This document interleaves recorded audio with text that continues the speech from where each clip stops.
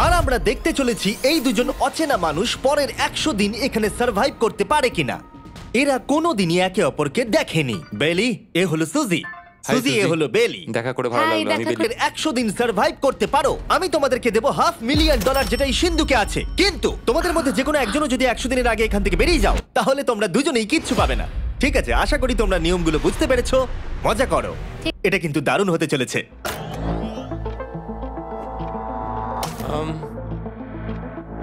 হ্যাঁ, মনে হচ্ছে যেন আমরা একটা পাগলা গারদে রয়েছি। আমরা যে জিনিসগুলো রেখেছি সেগুলো ওরা এখন দেখছে। আমরা ওদের তো দেখতে গেলে আমরা একই জিনিস অনেক রেখে দিয়েছি। এছাড়া আমরা ওদেরকে একটা প্রাইভেট বাথরুমও দিয়েছি যেখানে একটা শাওয়ারও আছে, এবং স্বাভাবিকভাবেই সেখানে কোনো ক্যামেরা নেই, আর দুটো বেড ঘুমানোর জন্য। 100 দিন সার্ভাইভের জন্য ওদের কাছে সবকিছু আছে, কিন্তু প্রশ্ন হলো ওদের কি এগুলো চাই। ইউজ করেছি কিনা মনেই পড়ছে না। খুব ভালো। দেখো ওরা দুজন কিভাবে রুমের দুদিকে দাঁড়িয়ে আছে, বড়ই অদ্ভুত লাগছে। যখন আমি ওদের দুজনের চোখ খুলেছিলাম তখন ওরা প্রথমবার একে অপরকে দেখেছিল। ব্যাপারটা কিরম হবে? ও হ্যাঁ, ঠিক কতখানি ভালো লাগবে। মাত্র 100 বার ঘুমোতে হবে। মাত্র 100টা ঘুম। আর ঘুমিয়ে পড়লে সময় কোথায় কেটে যাবে বোঝাই যাবে না। ছি।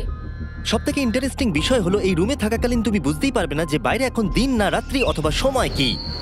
আর প্রথম রাত্রেই সুজি আর বেলি বড় ভুল করে ফেললো মাত্র 2 ঘন্টা ঘুমিয়ে, তার 2:37-এ। আমার মনে হচ্ছে আমি যেন নতুন জীবনে পা রেখেছি। আচ্ছা, তুমি কি খাবে? তুমি কি খাবে, বিফ না চিকেন? চিকেন। চিকেনটাই ঠিক আছে। দেখতে তো দারুণ লাগছে। ভালো হয়েছে। যেমনটা আপনারা দেখতে পাচ্ছেন, একটা হোয়াইট কিউবের ভেতরে থাকা বেশ বোরিং। সারাদিন একই জিনিস বারবার খাওয়া। চেম্বারে সময় কাটানোর জন্য তারা দুটো জিনিসই বারবার করছিল: আলোর হাত থেকে লুকোনোর চেষ্টা, আলুগুলো খুব জোরালো, শিল্ড তৈরি করেছে, এবং নিজেদেরকে ব্যস্ত রাখার জন্য আপ্রাণ চেষ্টা করা। যেমন ওরা 4 নম্বর দিনে জার্নাল থেকে পেপার কেটে খেলার জন্য তাস বানানোর চেষ্টা করলো। ও কি তাস বানাচ্ছে? আমি এটাকে তাসের মতো করে সাজিয়ে নিয়েছি, আশা করছি ঠিকঠাক ভাবে সাজাতে। আমি $30,000 সিটের উপরে বসলাম আর জয়েন করলাম।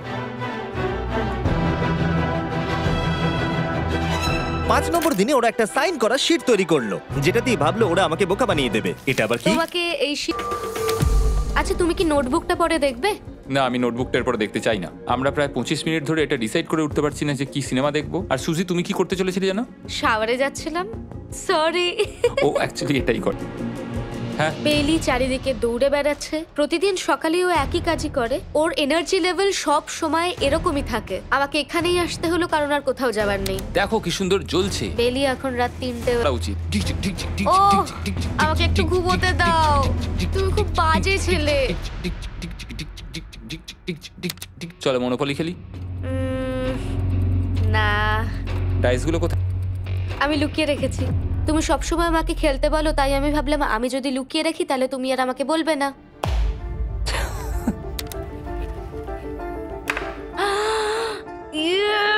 আমার শরীর খারাপ লাগছে দেখে। দেখো আমার পা গুলো কত সুন্দর। ইউ, আমাকে কেউ বাঁচাও। মা, আমি বাড়ি যেতে চাই। এমনকি এই পয়েন্টে এসে ওরা একে অপরকে সহযোগে হাত দিয়ে শেপ তৈরি করে কাউন্ট করছিল দিনগুলো। 4 দিন বাকি। আর বেলি যেটা করছিল, এটা হতে চলেছে।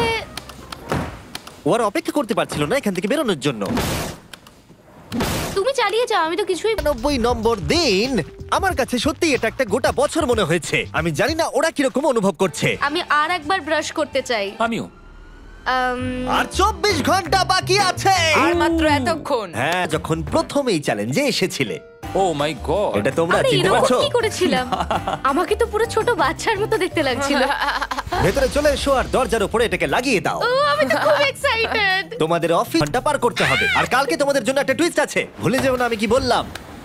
এবার আমার ভয় লাগছে। তোমার কি মনে হয় এরপরে ওরা বন্ধু হয়ে থাকবে? নির্ভর করছে কালকে ওদের অ্যানসারের উপরে। আমি এটা নিয়ে চিন্তিত, এবার এটা ডাবল অর নাথিং হতে পারে। ও আজকে কিন্তু খুব চুপচাপ ছিল। সাথে সাথে সময় এসে গেল ওদের টাকাটা ডবল করবার সুযোগ দেবার। সবাইকে হ্যালো। খুব বিশৃঙ্খল পরিবেশ। এসব কি হচ্ছেটা কি? আমিও বুঝতে পারছি না। ও মাই গড। আরে বাপরে, আমিও সাহায্য করতে চাই কিন্তু তোমরা জানো এগুলো কি? এগুলো প্রথম দিনের চোখে বাঁধার কাপড়গুলো। তাড়াতাড়ি বলে দিলে। মনে হচ্ছে গতকালের ঘটনা। তোমরা কি আবার এটাকে একবার প্লিজ পড়ে নেবে? দেখা যাক ওরা টাকাটাকে ডাবল করতে চায় কিনা। খোলো। ও মাই গড, আমার 100 দিন আগে ওরা অপরিচিত ছিল, আর 1 ঘন্টা আগে ওরা বেস্ট ফ্রেন্ড। দেখা যাক ওরা এবার শত্রু হয়ে যায় কিনা। বেলি আর সুজি, তোমাদের চোখের কাপড় খুলে ফেলো। তাহলে তোমাদের জানা উচিত তোমাদেরকে আমরা কি অফার করতে চলেছি। টাকাটা স্প্লিট করবে, তাহলে কিছুই চেঞ্জ হবে না। তোমরা দুজনেই টাকাটা ভাগ করে বাড়ি নিয়ে চলে যেতে পারবে। অথবা যদি তোমরা স্টিল টেপো তাহলে অপরজনের টাকা নিয়ে নিতে পারবে, আর যদি দুজনেই স্টিল টেপো তাহলে কিচ্ছু পাবে না। সুজিকে আমরা ক্যান্সেলেশন হেডফোন, ও শুনতে পাবে না। তোমার মাথায় এখন কি চলছে? আমি সত্যিই কিছু বুঝতে পারছি না। সুজি যদি স্টিল টেপে, আমি বিশ্বাসই করতে পারবো না। কেউ 1,80,000 চুরি করে নিলে তুমি তাকে কি বলবে? তুমি একবার চুরি করে দেখো। তোমরা বেলি কিন্তু এটা করতে পারে, করতেই পারে। ঠিক আছে, এবার এর কানে হেডফোনগুলো পরিয়ে দাও। যদি ও ভাবে এটা তো অনেক টাকা, আর তোমার থেকে যদি ও নিয়ে নেয়, তাহলে আর কোনোদিন কথা বলবো না। তোমরা তো এখন খুব ভালো বন্ধু হয়ে গেছো। আমি জানি না তুমি হঠাৎ করে কাউকে একটা দিন কাটালে, এবং খুবই কঠিন ছিল চ্যালেঞ্জটা, তাই আমরা দুজনেই হাফ হাফ ডিজার্ভ করি। কিন্তু ওহো, তুমি এটা তো আমাকে আমাকে নার্ভাস পাগল করে করে দিচ্ছ। তুলছে। দেখা যাক, আমিও স্টিল করতেই পারি। ও কি বললো? তুমি ভাবো তোমার সাথে যদি এই ঘটনাটা ঘটতো, আর টেপে তাহলে এরা যে 100 দিন রুমে কাটালো তার বিনিময়ে কিচ্ছু পাবে আর না। 30 সেকেন্ড বাকি আছে এই চ্যালেঞ্জের, আর এই কাউন্টডাউন শেষ হওয়ার আগে তোমাদেরকে ভোট করে দিতে হবে।